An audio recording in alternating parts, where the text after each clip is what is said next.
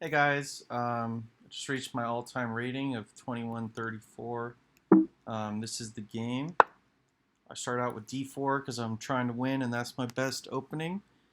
And then he plays f5. This is known as the Dutch defense, and it's a dubious opening for black, but because it's kind of easy to attack on the king side, as you'll see in the game.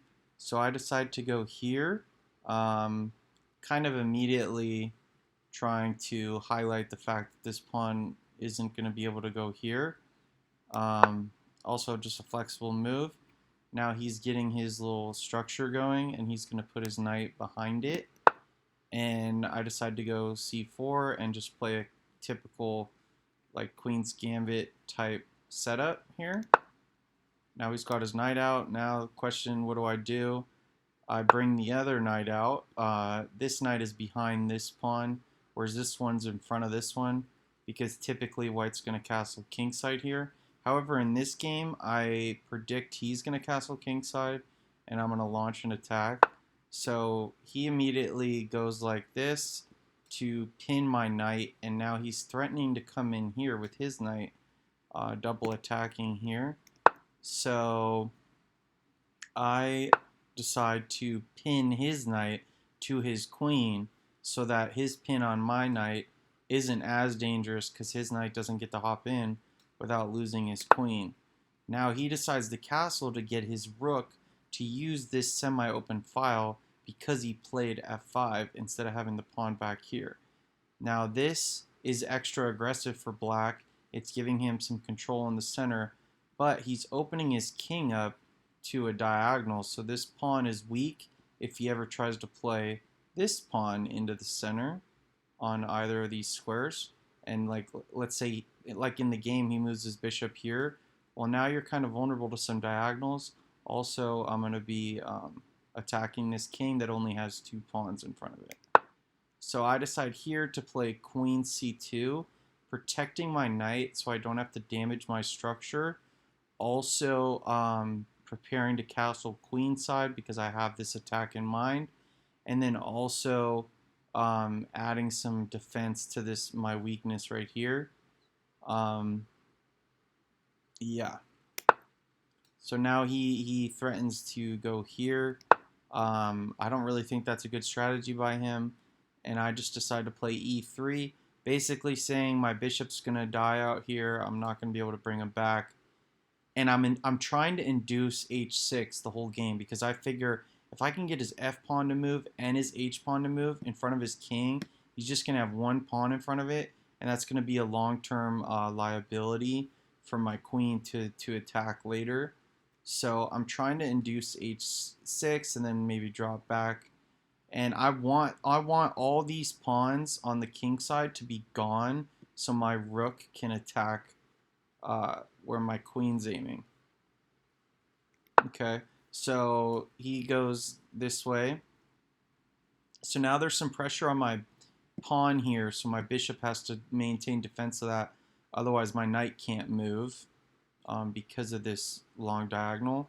However, like I said, it's preventing his d pawn from kind of moving like in a normal chess game, and his knight still hasn't developed. So white's looking pretty good here, so I decide to play h4 because I decide I'm going to castle queenside, and it's going to be a race between whose rook can get to the king faster. Where are the pawns going to get exchanged? And there's a lot of hooks on the king side, you know, and my h pawn's already going up there. So I think I'm going to get there first. Plus, I'm white, so I have an extra tempo. Now he plays this peculiar move, queen to the side here. That leaves this pawn vulnerable to a knight hop like this. However, I can't because of this pin. So here I decide to castle to get out of the pin to enable maybe taking advantage of this queen move. Um, he decides to not let me do that and take. And then in this position, my knight was controlling this key square here. His queen has also gotten out of the pin, so his knight is able to use this. So he gets out of the pin, and then he eliminates my knight. If I take back with the queen and try to preserve my pawn structure here, he will hop in with the knight, and his knight will be forking my queen and my bishop.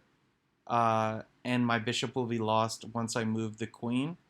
And, you know, that's not the end of the world because I could take back and activate my rook. However, I didn't want to allow that, so I decided to take with the pawn. And I'm figuring this is definitely dicey with my king here.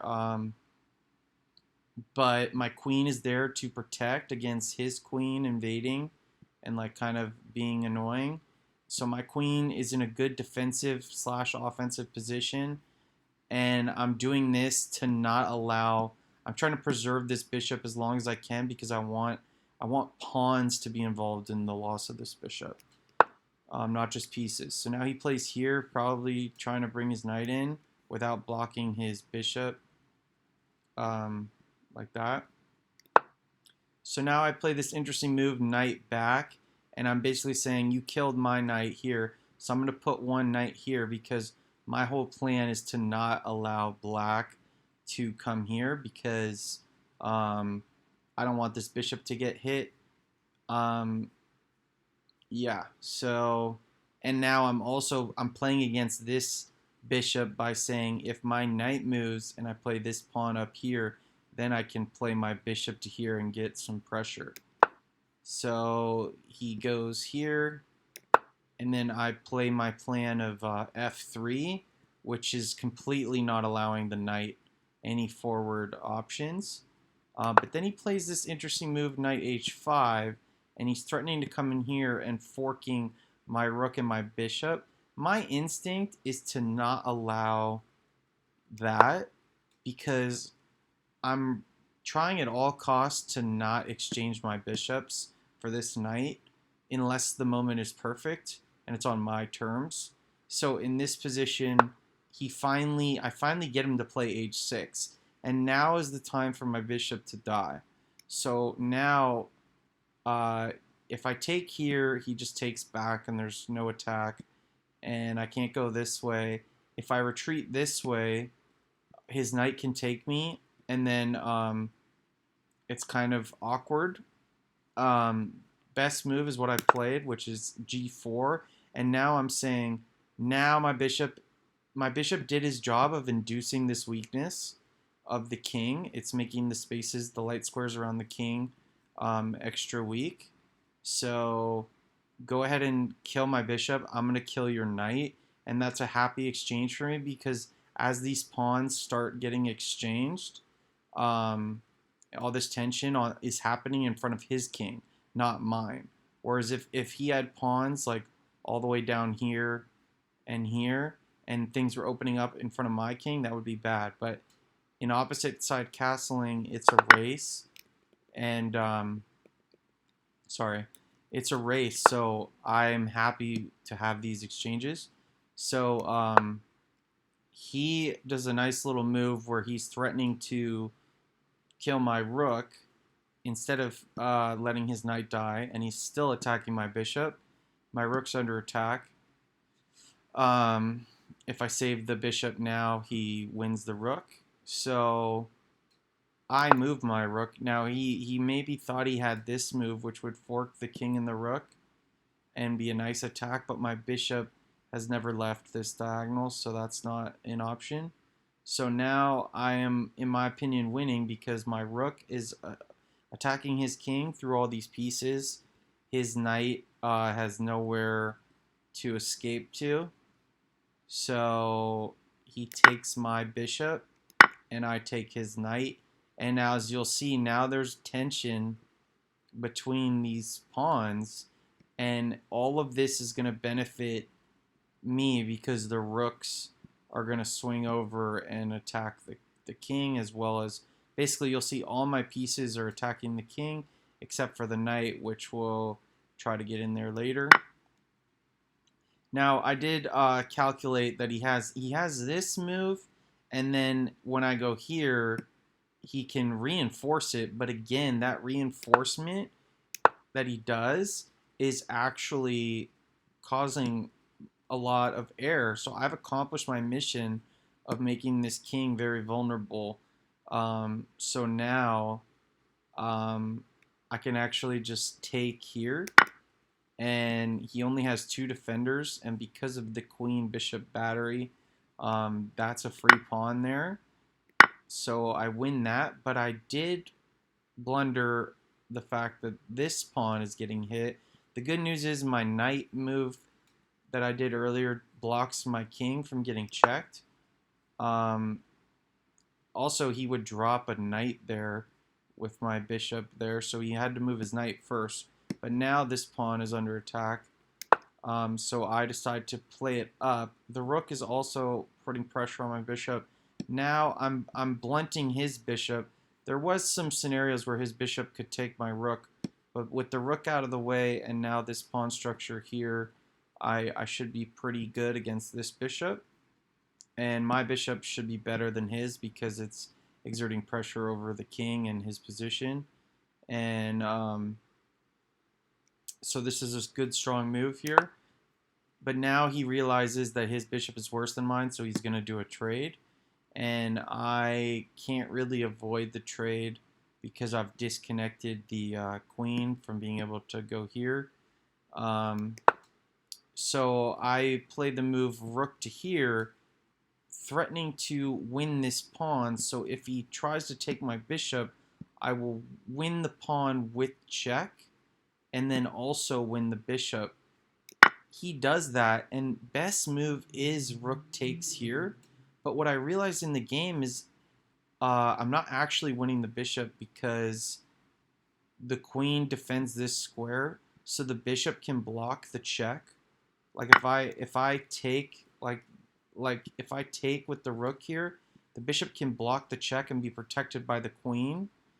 And then I'm down a piece. It turns out white is still crushing there because then the rook can take this pawn, and with these 2 pawns gone and these 2 rooks attacking the king and pinning his bishop, I can play moves like this, which attack the knight and double attack with the queen. So my plan was working if I just crash through here and allow him to save his bishop, because the king and I end up winning the knight, so it's fine. But instead, I decide to take the bishop, and now he has an advantage because he slides in here and he's attacking my rook, which is vulnerable. And so suddenly the tables have turned. I did not see this invasion at this time, so I retreat to go back and defend my rook. Now my rooks are connected. They're still serving a purpose both forwardly and laterally. They're defending each other, and they're defending the back row from any checks. So I still, overall, even if the computer says he's winning, white has some long-term pressure against the king, and he doesn't really have too much pressure yet against my king. So he plays this defensive move, knight defending his pawn, so his queen doesn't have to defend it. Maybe his queen can start doing something, I don't know, but this is a very defensive piece. So is mine, so it's kind of an even game right now. And then I play this pretty good move, king to here, basically saying I want to be able to hop this knight into here and utilize this outpost and maybe push this pawn or something. I'm basically saying his knight's bad, I need to make my knight good, and that'll be the difference. So let me get out of this pin and free this knight. Now, the problem is I'm dropping this pawn, but I don't really care about the pawns. I care about my activity of my pieces. If I can have a knight here and the rook's here and the queen here, that should be enough. So he goes here. This is preventing a move like rook here, attacking the queen, because then the queen can sacrifice herself for the 2 rooks. And another good reason my king is over here is I won't get checked by that. But I decide I don't want to sack the 2 rooks for the queen, so I first disconnect the rook and the queen by playing the knight here. Now I have added pressure on this pawn.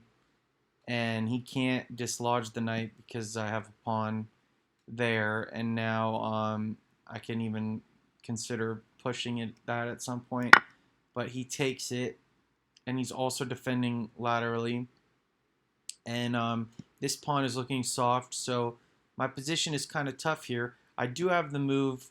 It looks like rook takes pawn here because he can't take back because of the pin, but that would drop my rook because this queen is eyeing this rook, so this rook is babysitting that rook. So now is the time where I attack the queen and try to force a blunder because his rook can't go through my knight, so the queen has to run. If the queen takes here, which it does, I have a killer blow here. And best move, I looked at the computer, is queen tucking here, admitting that you can't win this pawn because of the move I find. And then black is doing okay with the queen here, and the knight defending everything, and it's like a good game. But instead he takes this pawn thinking that he's going to be like winning basically, and then I find the killer blow here. Go ahead and pause it if you want. Basically, the thing to realize is that by attacking the queen and forcing it off this rook is no longer defended by his queen. So this rook is completely undefended with check if my knight moves. Now, if the queen is here right next to the knight, there's no way for the knight to attack the queen.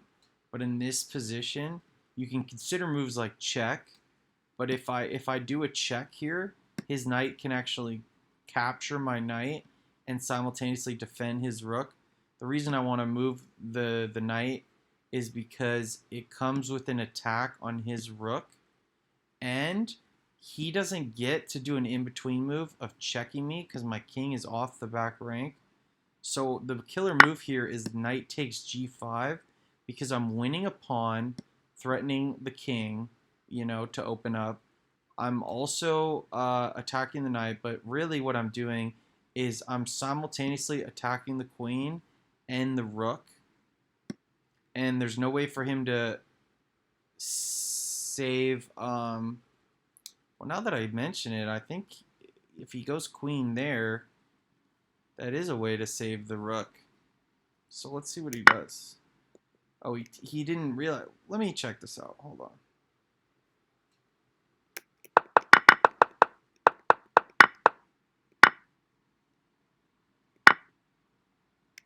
I'm just curious what happens.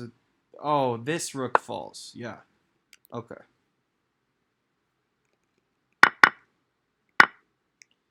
Okay, so once I go here, it's a killer move because this rook is hit, the queen is hit, and his rook is hit. So all his pieces are hit, and it looks like I'm hanging my knight, but if you take it, I take the rook with check. And then when you go here attacking my rook, my other rook is hit, but I can double up. And now my rooks are connected. He only has one rook, and it's under pressure. And he tries to go queen with this pawn here, but that doesn't scare me because I know from experience that these rooks connected harassing this king is going to be too much. He's going to blunder, so at the right moment, I can consider moves like check, and when the king, moves, the queen can actually win the rook with the help of the rook. So here I decide to. Computer was saying just go win pawns, and I guess the other rook can slide behind here maybe, but I decide to attack the queen because I want to do my plan of attacking this and winning this guy by deflecting the queen somewhere else. But the queen goes here, and it's defended by the pawn, and my queen cannot move. So even if I did a move like this, I don't, like, even if I did like this and something like that, I don't get to take this because I'm pinned.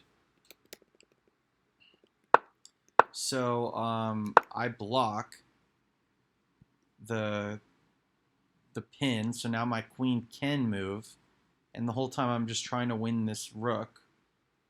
And he blocks. He sees that his queen is under attack, so he blocks. And now I'm thinking I can definitely do this thing, but then I realize, you know what? That is only defended once, and it's attacked twice, so I can just take that, and then he resigns. So, pretty exciting game. The game would continue if he plays. Yeah, it's in the balance. If he plays queen here, I guess this pawn is enough. It says I'm +2. That's kind of like maybe I'll win, maybe it'll be a draw.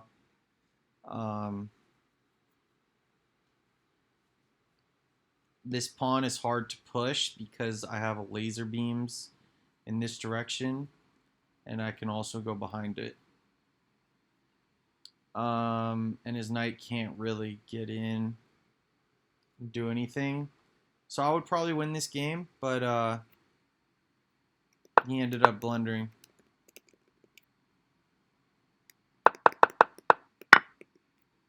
So, hope you enjoyed, and this is my all-time high rating, better than 96.5% of players.